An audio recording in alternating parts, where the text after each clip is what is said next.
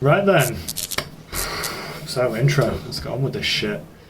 Hey guys, it's ggTV! Yeah! He's got far too much energy for this. He's going so pumped for this. I really enjoyed the last episode, and this one's going to be even better. Yeah, it was good. It was bring good it fun. on. Yeah. Yeah, man. For sure. Welcome, this is ggTV episode 2. Let's fucking get into this. So, it's going to be a good one. News-wise, Konami and Bloober have joined forces to develop something, which for me is... I'm really fucking excited for this. Everyone's going, oh my god, it's going to be Silent Hill. Bloober, they don't do that kind of thing. Like, the medium is as close to Silent Hill as they've gone, even same music guy. But they just do really good, like, linear horror stuff. So I'm actually really excited regardless of what that is. Next one... Dead Space rumours, and this all stems from the Dead... Yes, right?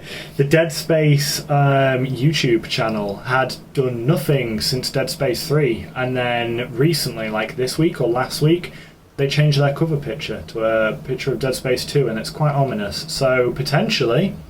remake, remaster of the whole series, yes, that would be good. Thank you very much. I'd take a remaster of 1, 2 and 3 together, 100%. I think everyone would, man. It'd be freaking phenomenal. Yeah. The only thing better than that would be 4. Oh, go on. 4 would be better than a remaster of 1, 2, 3. I'd take Dead Space 4 or a reboot of the first one. That'd be sick. Yeah. I would like a full remastering, personally, because I literally played the first one a little bit, so I would like to like re-experience that in shiny the first graphics. One is, for me, the best one. Yeah. I love the first one. Yeah, it was so good. Hell yeah. I don't know if that's because it was new as well, wasn't it? Yeah, it was new and it was fresh, and like there wasn't an IP quite like it. Like Resident Evil was a bit like it, and there's things that were sort of similar to it. It was the first time it like so been put in space, really, wasn't it? Like over the shoulder horror, like survival. It was great fun. It was haunting. And the zero grav bits, like and the sort of like when you were like no oxygen and stuff like that. There were some tense moments in that game. I remember that. Fun memories. Really but moving on though, I really enjoyed it. Yes. Yeah. Moving on from that, so Sony, I mean, I thought this was a thing anyway. Obviously, Sony have recently dropped Returnal, which is doing really, really well. It's quite a ballsy game to drop as one of your early PS5 releases, but they've actually bought Housemarque Studios, so that's really cool. Hopefully we see them progress more, because Returnal's doing phenomenal, and it looks great. So that's cool news. I've not seen Returnal yet. I'll have to have a look at it. It looks hella good, man. I keep playing around with the idea of buying it. So yeah. id Software news, Taylor. Doom 60 frames per second 4K update. It's absolutely beautiful. Like watching demons get ripped to shred in 4K. I mean, there's nothing else to say. No, but in serious, I've been playing it. I've only played it a little bit, but like ray tracing on it and the 60 frames per second is stunning. Like I've yet to play the DLC, so if there's an excuse to buy it, the DLC is like freaking up there, man. I'm gonna see if because I'm sure it'll go on sale at some point, so I'll probably wait for the price to come down at some point and pick it up. I'll have a look on CD Keys, see if it's on there or something. But it looks very good. Hell yeah. Yes. Another little bit of id news is the Australian Classification Board kind of dropped that id might be working on a secret game. Currently called Project 2021B, and that's all there is, but that's from the Australian Classification Boards. It's all very secretive. It'll be interesting to see what it is. There's one game that I wanted to do, and I've wanted to do it for a very, very long time, and that's Quake. Yes. They need to do a new Quake. I can't think of a game that deserves a reboot more than Quake. Are you ballsy enough to do a prophecy then right now? We should all do like a little prophecy and say a shout of what it might be. I'd like to see Quake. Like original Quake 1. With Quake like 1 was the shit, man. Lovecraftian demons. Well, the boss in Quake 1 was a Lovecraft elder one. Yeah, it was Shub-Niggurath. So We might have to bleep that bit out. Well, Lovecraft was a massive racist, so a lot of his stuff is. But I'd love to see Quake get the Doom treatment because it fully deserves it. That's what they did with Wolfenstein, though, isn't it? Like if you played the new Wolfensteins before Doom 2016, it got the next gen treatment, and Quake being one of the first 3D FPSs after Doom. Definitely deserves a reboot, like 100%. Yeah, I'd love. So I'd like to see Quake from that, but I don't think it will be. Sweet. Yeah, it would be good. It would be good, but I'm going to jump in with a prediction, and it's going to be. There's two things that I want to play it safe, and I'm going to say it's going to be another Wolfenstein game, just because the series has been so successful. Right. It's been 20 minutes since there's been a last one. They do well with the IP, and the engine's developed now. And there's new consoles coming, and I don't know if this is part of the news, but there's been a patent for Switch Pro's chip as well. It's going to be built on an 8nm process. So now that all the consoles that are current are getting a bit of a power bump, new Wolfenstein, I'm saying that's what will be. So if we remember that we've made these prophecies, we need to come back and be like, yeah. You need to make a note of that. Yeah. We said it here first. Yeah, noted. The New Order was it New Order? New Order, Old Blood. Old Blood. Old Blood was great, and New Order was good. New Colossus was great. Was just like DLC, though, wasn't it? And then New Colossus have all been great. Yeah. So and then they made. I'd take one. I'd play it. And the thing is, it'd probably go to Game Pass as well. So winner. Yeah. So we'll see. Wolfenstein would be nice. I'd take anything it did, to be honest. Yeah. Yeah, I wouldn't mind if they missed Rage. To be honest, if we didn't have another Rage, because I don't. Rage 2 was okay. Yeah, the action was cool, but that's about Rage 1 was not good. It was extraordinarily beige. It was just disappointing. They just advertised the game that it wasn't. That's where they went wrong. So, yes. Any other news, guys? I'm out on my section. Aliens Fireteam has got a release date. Okay. 24th of August, and it's now called Aliens Fireteam Elite. Why they had to stick the word elite on the end, I don't know. But again, look at my wall. I'm a huge Alien fan. I just thought there were pictures of dicks. Figures everywhere. Here's one I made earlier. Yeah, I can't get enough of Alien, but I am sceptical about this game. Yeah, because I just can't see a third-person Left 4 Dead style shooter working consistently in the Alien universe. I just can't. And they've put like levels where it's based around like the engineer planet and stuff, and I'm just like, what's going on here? Like, it looks cool, and I'm going to play it, and I think it's a cheaper price. I think it's like £35 max. Yeah, so something like that. That's all right. I'll pre-order that. Damn. Affordable. It could be a lot of fun, like three of us playing together. I'm sure it'd be good. Well, yeah, PS5 it'll be double. But I'd be lying if I said I wasn't nervous about it. So that's the thing with an IP that's always close to your heart, though, isn't it? Because you want it to be so good, and you have your own expectations that are always so heavy. Let's do a bit of critical thinking then. Who's developing it? Because I don't know, I've not actually caught this bit of news. A studio called Cold Iron Studios. I've been following. Do we know what they've done in the past? Don't think they've done much really that sticks out. I know Creative Assembly, who did Alien Isolation, they did strategy games, and then they jumped to Isolation, and Isolation for me holds such a high bar in terms of that style of game, Alien gameplay. Like, for me, that's the thing as well, isn't it? It's such a different, like, to have this Left 4 Dead style thing where aliens are just nothing, and you're mowing them around in mown down in droves. Yeah, and Aliens has never Isolation been like that. It's the thing is, it's so deadly. One Xeno can take out everyone in your whole team, and you can't find it because it's elusive. It's got the best instincts and predatory stuff straight away. even like, I mean, you guys must have played it, but like Alien vs Predator on the PC, the first and the second one. I remember the first game was like haunting when you played as a Marine. Like your motion tracker would start going and you'd be like, oh my god, I'm gonna die. Like and I remember, I think that was the first time I ever really jumped playing a game, because they would just fly at you. I mean, but that goes back, like that really heavy style of like one enemy can kill you. If you're not careful, like and it's just not going to work in a Left 4 Dead. And I just don't feel like Fireteam's going to work. Like it might be. I'm sure it'll be good fun, but will it do the Alien universe any justice? No, is the answer. That's a strong prediction. There's a future prediction right up in here. Alien's very close to me, and I'm very concerned about. This is exactly how I feel about the Evil Dead multiplayer game that's coming out, because Evil Dead has only had a couple of games, and the new one does look like a hell of a lot of fun, but it's going for that kind of Left 4 Dead, not really much storytelling. Not for me. I'll say it now. I don't really.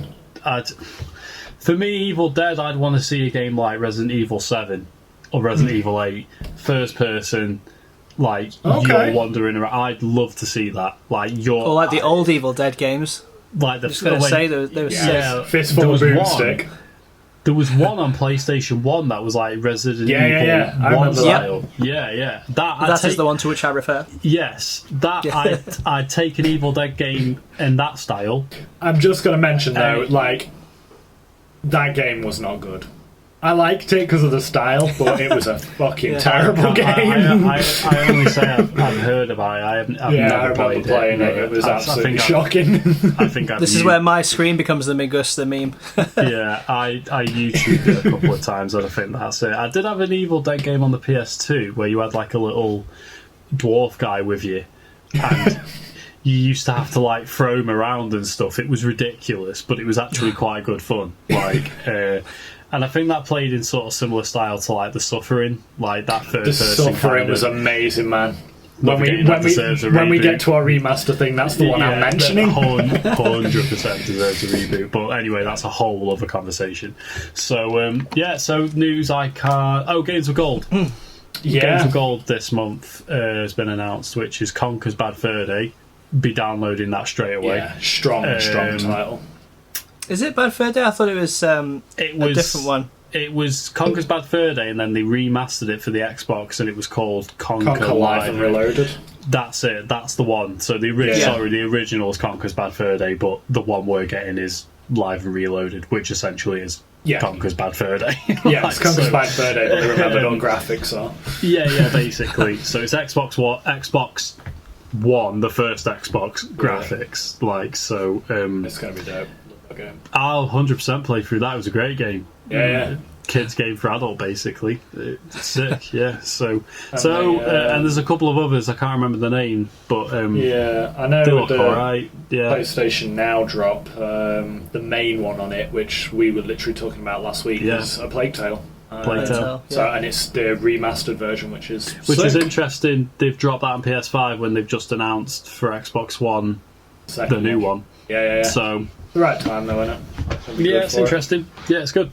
So I can't think of anything else exciting that's happened this week.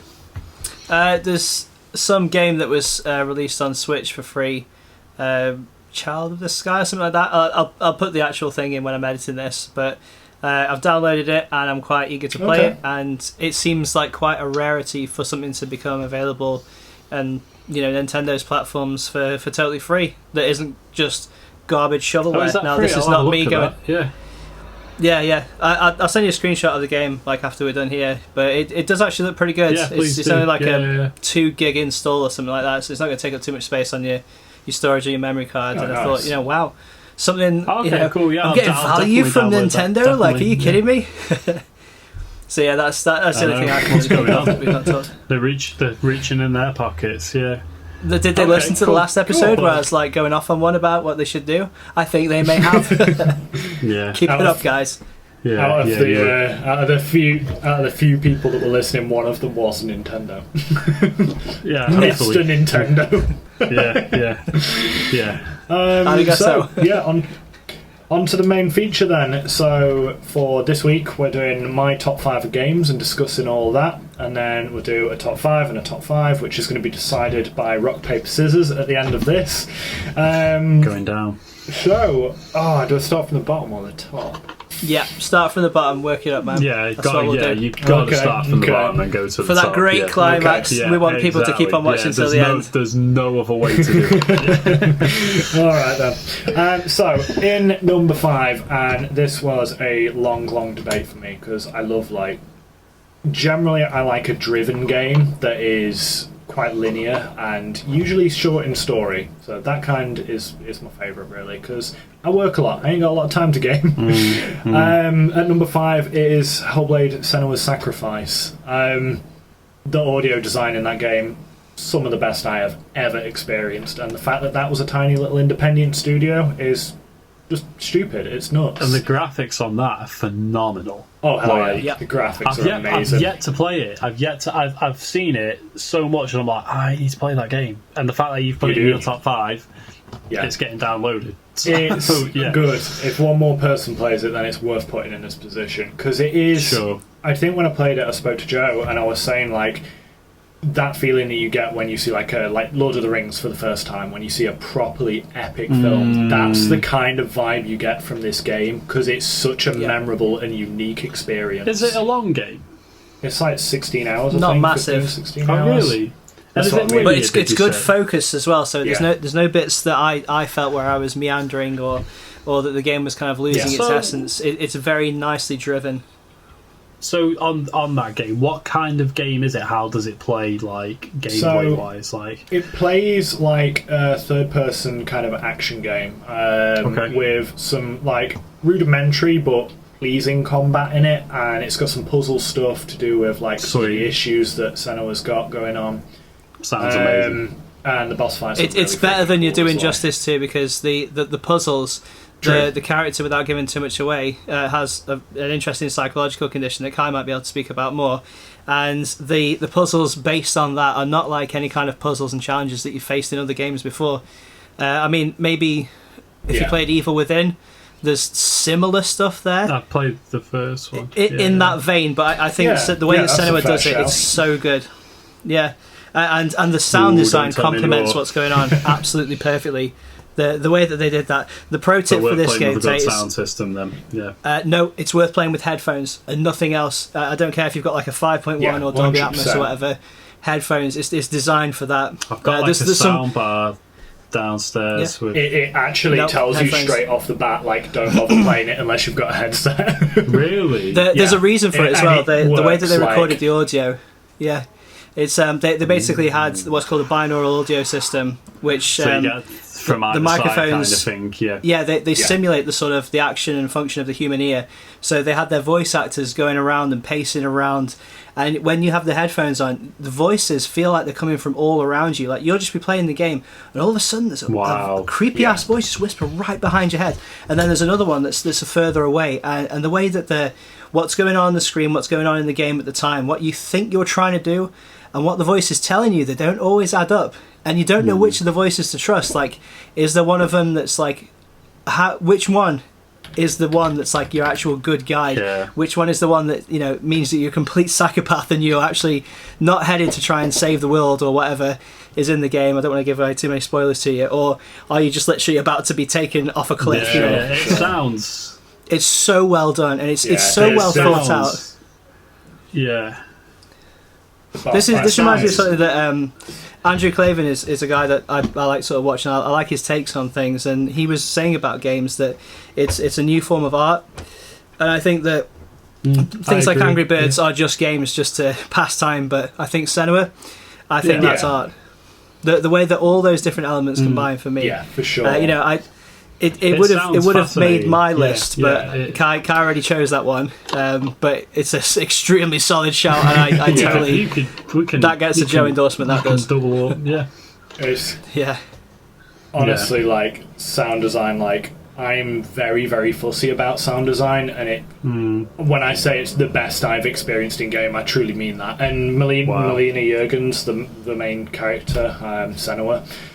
She was just a video actress, a video editor actually for them before she got the role as the main character, and she does such an incredible role. And they're working on the second game, and I really hope they carry on with it in the same vein as like how Tomb Raider's got quite a few different types of roles within that. It's on Game Pass, isn't it? So play the hell out of it, and you will never regret it. Because I'm definitely going to. It paints pictures of things that gaming rarely touches such taboo topics, and it does it very fucking well, man. Yes. So that's number 5. Holy shit. Saying that like it's the biggest fucking game boner ever for that.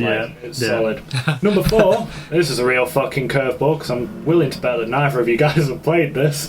Boneworks. Never even heard of it. I did wonder. I've seen you play it on Twitch. Yeah, so Boneworks is a VR game, and before anyone shoots me down, VR is going to be huge. Like, it's doing so well now, it's just steamrolling. It's steamrolling its way through everything. It's huge, yeah. The thing with Boneworks is it ruins first-person shooters for you, and I don't mean a little bit. Like, there is nothing like shooting a gun in VR compared to like shooting in a normal flat game. On a controller. Yeah. Boneworks really pushes it. You've got to know how to properly reload the gun in it.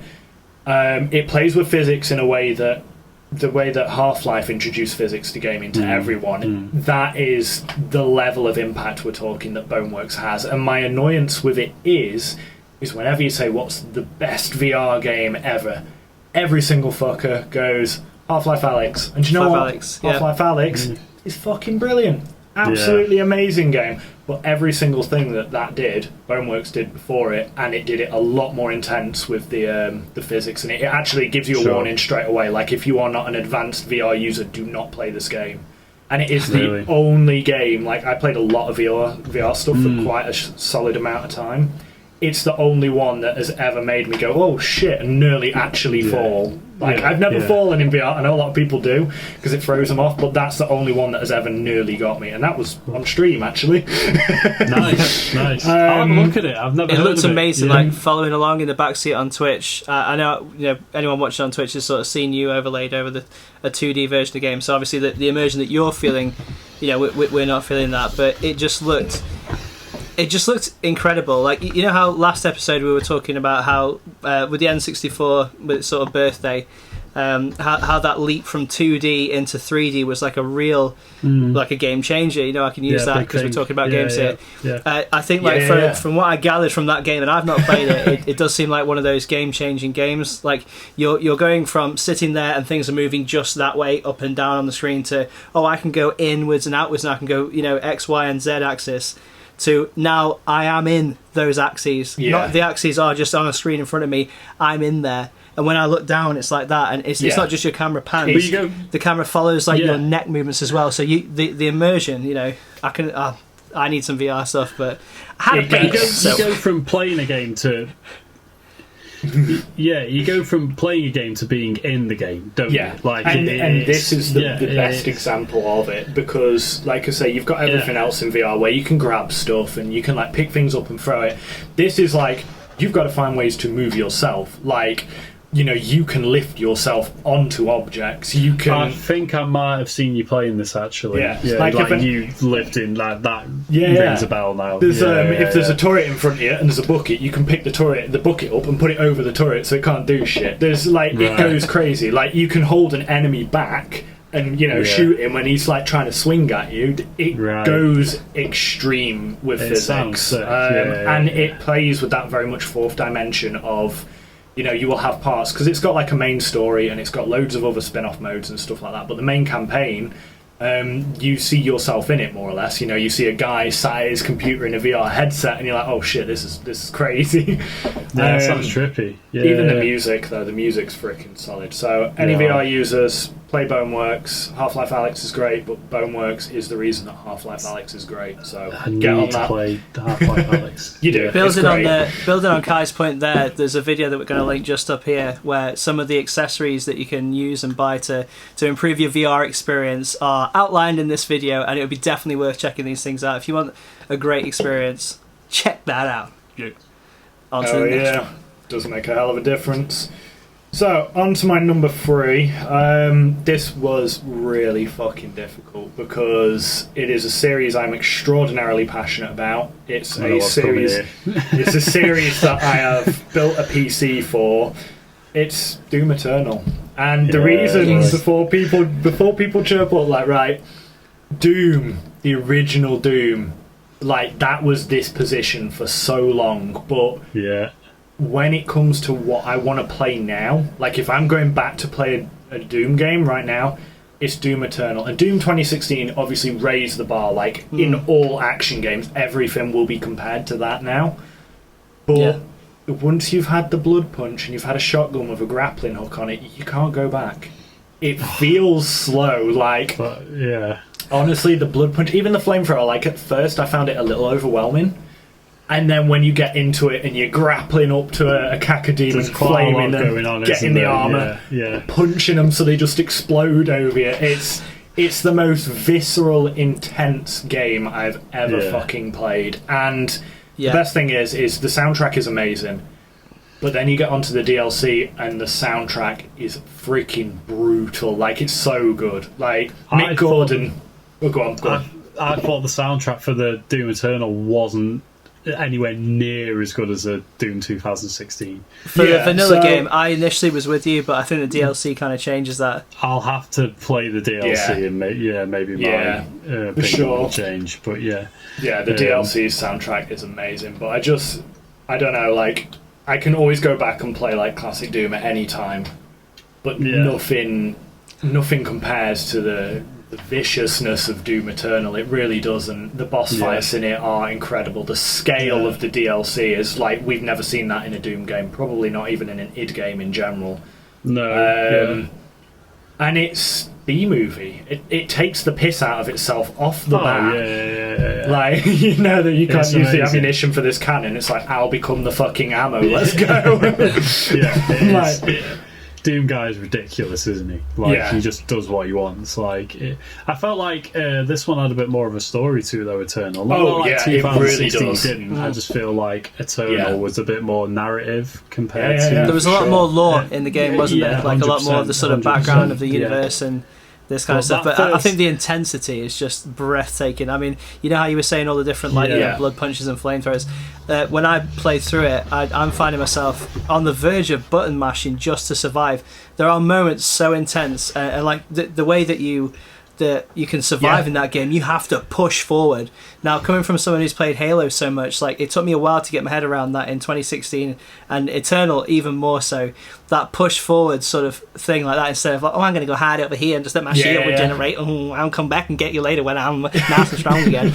None of that. It's like, I'm nearly dead, but I'm going to put my fist through your chest cavity, rip your spine off, and shove it down the throat of the demon next to you, and then I'm just going to like the alpha male, the testosterone there, and I think that's what's why I think that game resonates with a lot of blokes, just because, you know, we're dealing with such interesting things in the world, like, you know, not speaking our mind and you know, behaving and all being good little boys, and then you just see this like the apex of what the barbarian in us all wants to be is Doom Guy.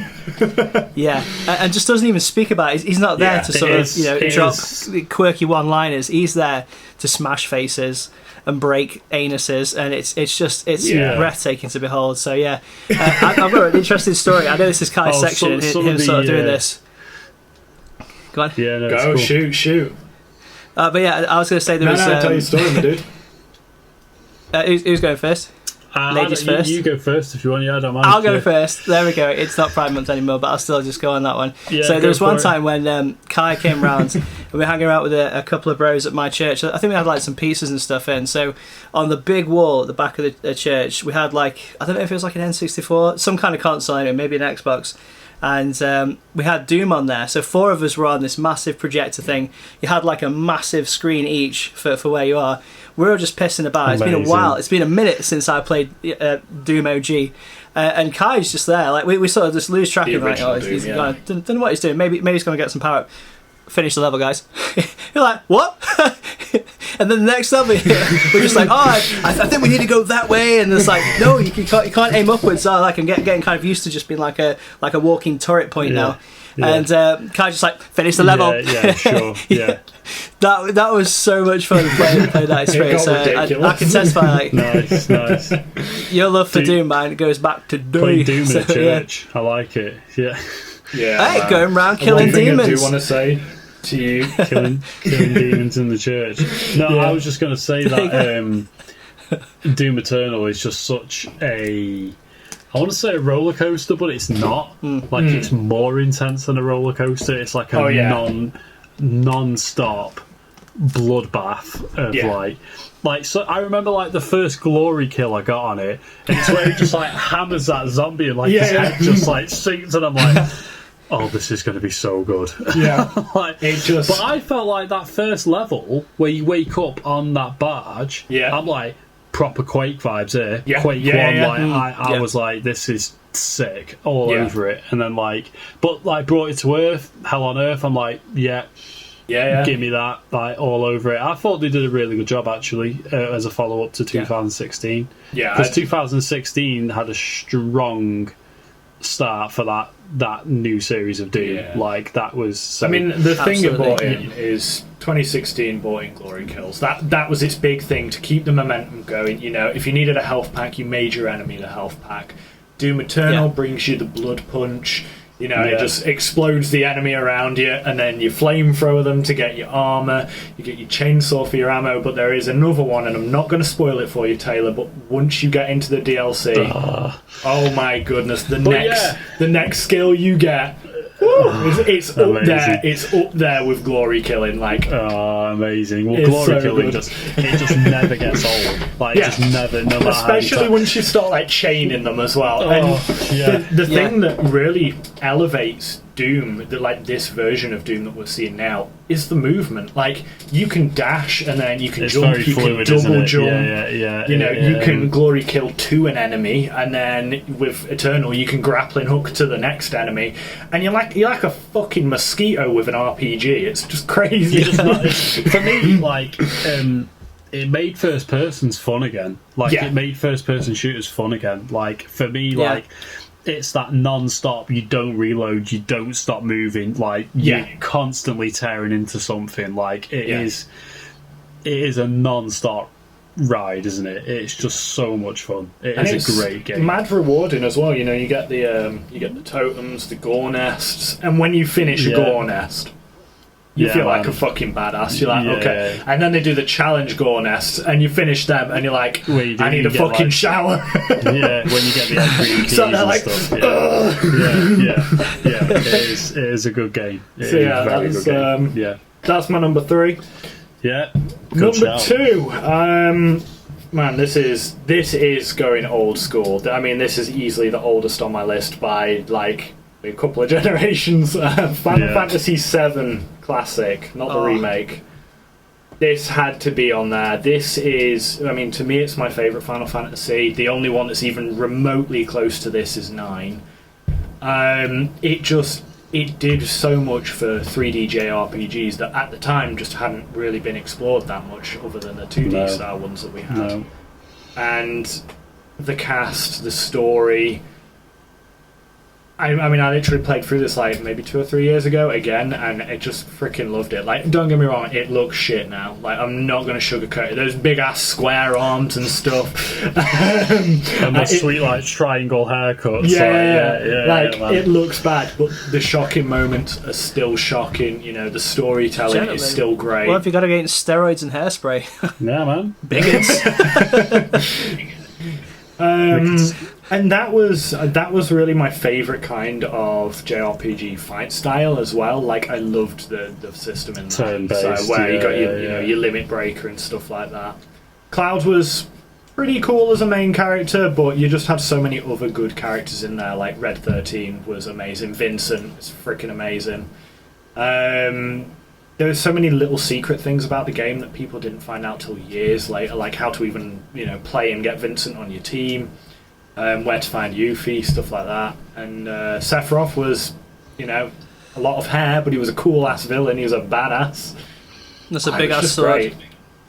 Yeah, man. And, I mean, my original copy of this was like one of my most prized possessions, and a great friend stole it, and then a great friend, Mr. Joe, gave me his copy because he is a fucking true gentleman. A great friend stole it. Yeah, that's how people do in books. Oh, what a done. Yeah, but I still have a physical copy of that now, and Final Fantasy, some things I've never really played with, and I am gutted because I feel like if I'd played that game when I was younger, it potentially top 5. I don't know how many people. Tom Lomas absolutely raves about that game. And good reason. And I'm sure I would have loved it. Like, I mean, there's still room for me to play. I know that it's actually on Xbox. It's on the Xbox. I've got it downloaded. I wouldn't play it on Xbox. I know it sounds weird, but I know it's Luke's console. The original. Playing it on Switch, I'm telling you, having it portable with that smaller screen, like those nice not sprites, what are they called? You know how the art style is like. Same kind of thing as in the Resident Evils, where you had this pre-rendered background, and you had the 3D animations sort of going with invisible things. The set camera angles. That I think the visual style. I think for the remastered versions, like the version on Switch, I think it does actually translate very well to a smaller game, because I think when you're playing handhelds, you're not expecting 60 hertz. 4K ray trace graphics. You're expecting maybe something a little bit more basic in terms of graphics, and I think that makes it a bit more forgivable in 2021 to play such an old game that's been remastered as opposed to a full remake. And I think that would be my advice to enjoy that. And it's obviously it's not optimal in terms of an Xbox is going to be more powerful, a PS 4 or 5 is going to be a much more powerful way to enjoy this, but I'd say Switch would probably give you the best experience. I think let us know if you get on with it.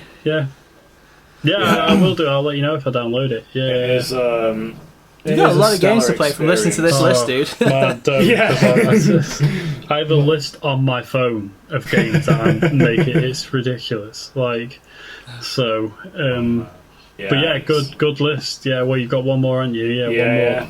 So I think I know what it is. Final Fantasy VII is. I wonder, by looking at this, by Kai's shot, I wonder if we can guess what the last game is going to be. I think I know what it is. The coolest thing is the camera's facing me right now, and there's only 1 or 2 references in shot of what it is. That side of the camera and on both of my arms, it's everywhere. Genuinely. BioShock. How fixed is your camera, dude? Are we going to get a quick tour of this without destroying everything? We've got to see this, man. Infinite. This is where accidentally. I'm doing this on the phone camera, so you guys won't see it on here. But I've got my art. Let's have that B-roll. Got Elizabeth. Got some Songbird stuff going on. Got some board games. Got some custom stuff. Art print of Andrew Ryan. Some art prints up there. That's the same guy that actually did my tattoos. Obviously my big beautiful Big Daddy piece. Yeah, very jealous of that. A lot of BioShock Infinite stuff. And then just for the sake of continuity, I've got the Murder of Crows and Undertow, which is fucking dope. And I drove all the way to London to get them, and then rode all the way back on the same day on my motorbike. I was like, let's go!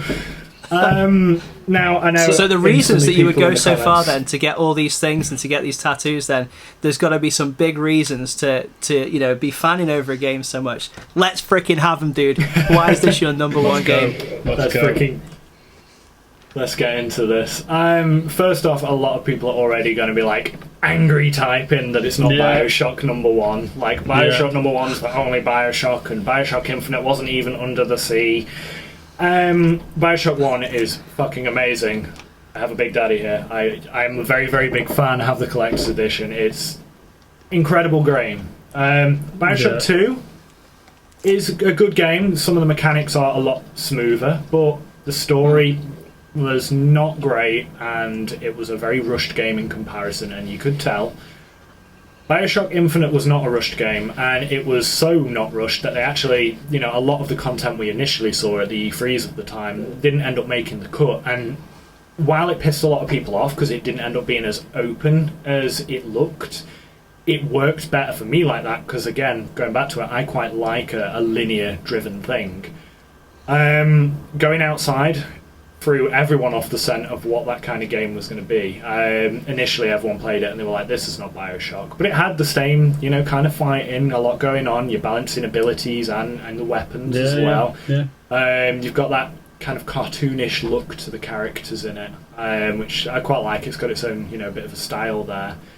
But then you get to the DLC of Bioshock. I mean, the main game of Bioshock is absolutely incredible, but a lot of people only ever played the main game, and it fucking infuriates me.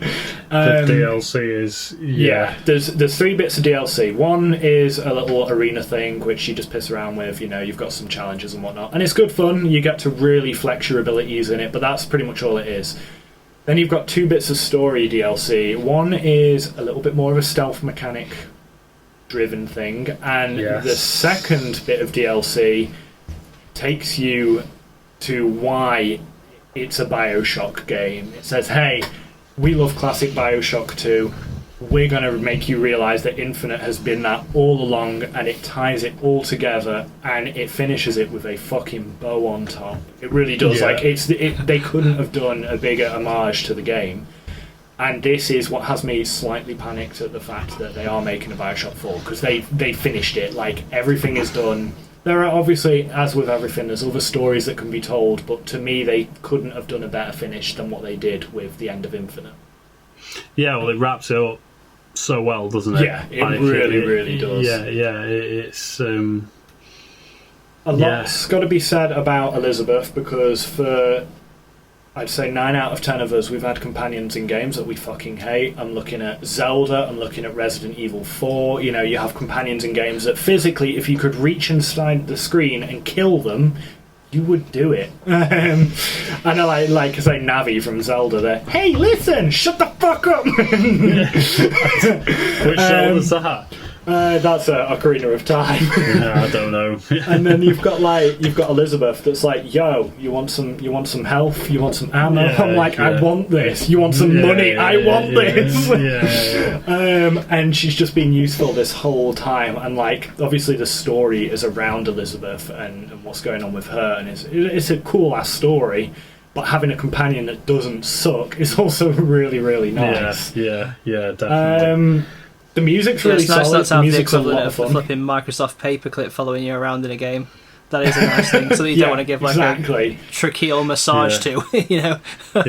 Yeah, and you know, she's very fluid within the environment as well. You know, she'll lean on stuff, she'll be checking stuff out. She'll like if you go in a toy shop, she'll be picking shit up and playing with it, and like nice attention to detail. Yeah, she's part of the game instead of just a flipping T thing that's just following you around. Yeah, exactly. I don't know.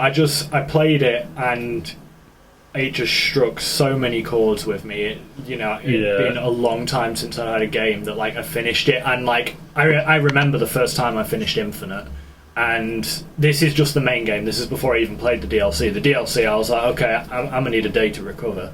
Yeah. But I remember the first time I finished Infinite, I literally turned my PC off, went and put the kettle on, got a brew, and I sat outside with my then current dog, and I was like, I'm gonna chill out for a little bit. I need some downtime. I need a minute. Like, I've only had a couple of games do that to me. It took some serious processing to. Well, there's one in my top list that I was literally thinking about weeks later. Yeah, like I was still thinking about that game. Like, wow. Yeah. Like, we'll get to that at another point. But yeah, it's amazing when a game can touch you like that, and it's not just a game. Like, it's almost like an experience, isn't it? It's like for sure, man. And you really take it with you, don't you? Like, it's Infinite's good. I enjoyed Infinite. I don't know why I've met so many people hate on it. I think I don't really understand the hate. It's like, it's not in the sea. Well, yeah, cool, it's in the sky. That's cooler. I think, the thing is with Bioshock, it's not the fact that it's undersea. Yes, it is under the sea, the first two games, and they are great, but it's the fact that it's a completely abnormal society of whatever. It's a society that's learned to live with these powers and the plasmids and whatever else they've got going on. So it's not just about this whole society at the bottom of the ocean who have created this perfect world or whatever. It's just about how they're like completely detached from the rest of humanity, and whether that be in the sky or at the bottom of the ocean, it doesn't matter. Like, it's a great series. The new one apparently is going to be open world. Whether it will be, I don't know. Again, as someone that likes that linear experience and loves Bioshock, I'm like, don't do this. That's the thing, to echo Kai's point there. I mean, when someone has real love for their craft, like the developers clearly did there, when they set you on the rails and you experience the story in the way that they fully intended, instead of getting quest fatigue and getting lost and just thinking, oh, screw it, I'll play another time, and breaking with that engagement. Fetch quests! This is one of the things I think that makes games such a great medium, because if we roll back the clock a long time, you have books and you can use your imagination to put yourself in the story, and then you have films, and and you can kind of watch, and you can almost picture. Games, they can really bring you in to their universe, and you can build relationships with these characters who help you through these tough ass times. Like, you're about to get your ass kicked, and then she's just there with some health for you, and that makes the difference. And because of that, you can push forward instead of having to do the whole level again, and you kind of like, oh, I'm playing a video game, as opposed to someone, I'm here with someone that I'm trying to help, who's trying to help me, and we're pushing through this situation together. The universe, I think the love and the craft is very obvious in that game, and I think it was great as well to hear the developers' thoughts on the human condition as well. I think like not just the visuals were great, and it gave it its own super unique look, which would be awesome with a remastered with ray tracing. Like, imagine how any of the Bioshock games would look with ray tracing. Wow, for sure, man. Those kind of games with ray tracing. That art style with like real lighting, it would just be off the chain. But I think that giving Kai his section back, I think you've nailed on the point that the great art style, great sound design, great character development, the absence of weird bugs for NPCs, like how she's going around and being part of the universe. She's there as opposed to just like, I'm gonna follow you. That, I mean, like, even on like games like Halo Reach, you'll see like the Marines and stuff just going, like, walking up to the rock and going, and like, nothing makes you feel like you're in a dumbass, like, badly coded game more than that. Like, going back to Aliens, what was that Alien game where somebody they put a bit of syntax and spelling wrong in the code, and it broke the AI for the whole game? It wasn't until years later that they actually, was it Colonial Marines? I think it was Colonial Marines. So someone went through it. It was like the English spelling versus the American spelling. And that's what, like, none of the development team could figure out why the AI wasn't working for the whole thing. And then, the game didn't get very well received. But back to Bioshock then, so many thoughtful developments were made, and the storyline, the exploration of the human condition, and how circumstances can change. Like, having a society that's geared towards this and holds these values has this result, and showing you how ugly that is. I found that game really compelling for so many reasons. Let me know when you want me to do my bit, Kai, because I don't want to. I want to hear your thoughts about this, because this is your top 5. I will do, surely, my dude. Yeah. There's a lot of, it was another game where they went into some taboo subjects. They went heavy in on racism to really, paint a picture of that. And, going back to what we were saying about, like, Doom Eternal, with movement mechanics making such a difference in game, like, the skyhook mechanic was so much freaking fun. So good. Like, so good. That added something that the previous Bioshocks just couldn't do. But at the end of the day, Ken Levine, who's the developer of, he was involved in 2, but he was the main developer of System Shock, Bioshock 1, and Bioshock Infinite. They got to the 5-year point, and he said, at some point with a project, whether it's perfect or not, you've got to start looking to release it. And I mean, I carry that with me a lot now. So there's a lot of things that I have actually bothered to get done and finished because of that. I find that a very guiding statement. But even so, when you hear oh, Bioshock's one's better. It's the same with everything. The OG fans are usually going to be triggered if there's something that's not the OG game again. And yet Bioshock Infinite actually did incredibly well sales-wise. So yeah, it's just... That game will always be insanely special. But Joe had a really, really cool viewpoint on it. Yeah. So obviously I saw it just from a normal, like a... bystander atheist perspective. And was still Gentile. still freaking blown away by it. And I basically begged Joe to play it and record it so I could watch all of his playthrough, which was really cool, by the way. But yeah, Joe, take it away, my dude. Yeah, so I enjoyed the Bioshock games, like I think we all have, and this one was special to me because I am of a religious persuasion. I didn't always be like that, but ended up becoming religious for personal reasons. And this is why I think I probably am in a position to enjoy this game more than most people, because the prospect of having a living prophet is something which, that's an interesting thing. If you're a Christian, then you can put yourself back in time to, there's a guy called Moses coming around and he wants us to leave our homes and kill a lamb and smear its innards over the wall. That's some weird ass stuff. This guy here wants to oppress these people with different skin pigmentation. He wants us to do this and live in this really strict way. And seeing how following a false prophet could have disastrous and disgusting consequences for a society was really interesting to me, because part of what we do in our church, we have a living prophet, President Nelson, and if he was to be a bad guy, then all of a sudden you have 16 million people across the world we're gonna kill you or something like that. So the power that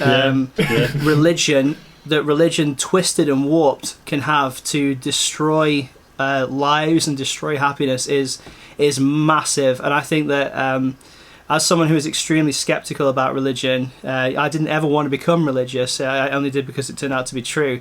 When I kind of going into this game and I'm seeing things, I'm like, wow, that is so well thought out. Now, I think for me as well, a lot of religious topics and tones in games and in modern media are done quite flippantly. Like, no one takes the sort of the time and care to build that storyline. Sure. Like I feel that Infinite did, and boy, Kai mentioned that he went out with Logan to sort of chill out after completing that game. I think I had to call you. I was like, dude, because the whole game was just so good to be in this universe and be part of this and see what's going on around you, and what was great as well as being part of fighting against that. And I think that it's a story as old as time. The good guys rise up at great personal risk to themselves and their loved ones. With Elizabeth, and they're doing what they do, putting their ass on the line to be heroes. It was cool to be that and to be fighting against such a clear-cut enemy in that way. And I just think that it's such a killer game, so underrated. Sorry, people, we are being attacked by a puppy. That is why I am seeming distracted. Mako, the four-legged feature. I will kill you. But it's interesting because you say that, but like, Booker wasn't even necessarily like a good person. Like, until you get further and further into the game, all you know is that he's gambled off his daughter, and you're like, what the hell is this guy, and why am I playing as him? And it all unravels, and it gets insane. The way it ties in, and then, like I say, just the DLC ending as well is absolutely freaking phenomenal. Do you mind? So yeah, Bioshock Infinite, it is my absolute favourite game. It is my number one. As a bonus, one that wanted to be on the list but couldn't be on the list, so it doesn't have a specific place, but I just wanted to give it a very quick shout out. God of War 2018. Yes, it's just stupidly good. As far as a PlayStation reskinned third-person action adventure game, because that's the main thing that PlayStation make. Get triggered if you like, it's true. I bought a PS5 just to play that game smoothly, and it was worth every fucking penny. It's insane. Even down to the fact, you've got the rolling camera, you never have a cut in the camera work in it. The sound design is phenomenal. The creature design and the main character design is just the game is amazing. Massive. It's huge. Yeah, it took me ages to complete that game. Like, because I 100%ed it. I won't 100% it because I just ain't got time. But man, the main story is so good. I'll have to check how many hours it took me, but I did all the Valkyries, found everything. I did everything. And it took me forever. Yeah. And I think once you do it, you like go back to your house. Yeah. And that's where is it Odin shows up? Yeah. Or Thor. Ready for Ragnarok. And that's Ready for Ragnarok. And that game, man. Like for me, like father and son thing. Like obviously, it was just phenomenal. I just loved it. Yeah, like it was great. It was just such a good game. Yeah. Like the ending where you could get to the mountain as giants and you let your wife's ashes go, I was like, this is fucking heavy. And that's it. They took a series, they took a game series that frankly it had run its course. It was just button bashing. It was just like a smash everything, which was great fun. But they took that and then gave it this beautiful third person perspective, over the shoulder, story driven. Like it just got this amazing layer of paint over it, and I think they did it so much justice. Like, and the action feels like like how you compare like take something like Fallout, where the shooting feels very arcadey in Fallout and not very reactive, and then you compare that to something like Metro, where like everything feels chunky and heavy and just dead gritty. That's kind of what they did with the God of War fighting as well. And, I felt like the God of War where you're like hurling the axe and then it comes back to you and stuff. So satisfying. But it was a great game. That's just really my little bonus one on that. Definitely I couldn't fit it in the top 5, but definitely deserved a shout out. Honourable mention style. Definitely deserves a shout out. You are being such a little terror. Sweet.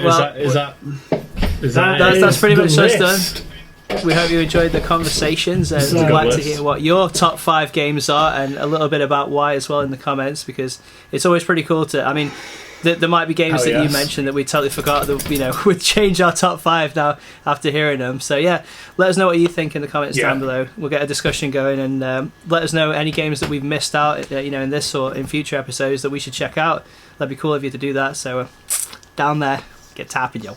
Are we gonna rock paper scissors it for who goes next week, Joe? I think we should. I think we should do it live. We'll do it best of 3, and we'll do that thing where it's like 1, 2, 3, best go. Of 3. So there's no 1, 2, 3, and then you do it. Yeah, okay. Best of 3. Okay, so ready? Ready. Okay. And this is with Discord delay as well, so we'll see how this goes. Sure. So go like, 1, 2, 1, 3. 2, 3, go. So that's 1 for me. You beat me 1. Yeah. 1, 2, 3, go. That's 2 for me. And then 3 for. Is it best of 3? Because I've already won. Yeah, let's do it. Yeah. Let's just I'll do one more just so I can have to clean picture. You've won. So 1, 2, 3. No. That's a bit out of time, but that's 3 out of 3, so that's what we'll do. That was rigged. That was rigged. That felt a bit rigged, but no, that's fine. So Joe's top 5 next time. Next. Make sure you tune in next week. FeralGinger's channel on YouTube and wherever else we distribute this as well. It's going to be coming out on Spotify when we can, Facebook as well on the FeralGinger channel. Get yourself subscribed, get yourself liking, following the page.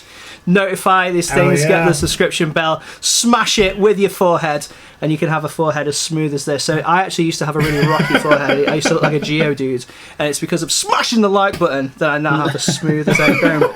So make sure you do that. Any injuries sustained as a result of this method of subscribing, we're not responsible for that. So But we hope you enjoyed the episode, and I'm taking over this show, so I'm giving it back to Kai because it's on his channel. He's running this now, so over to you guys. Final thoughts from you guys. What do you think? Thank you all for joining us. Bioshock Infinite's best game ever. Find me. Are we done? Hell yeah. We've been done. Have a good night, dude. Peace. And this is the bit where we press stop on all the different recording bits. Here we go.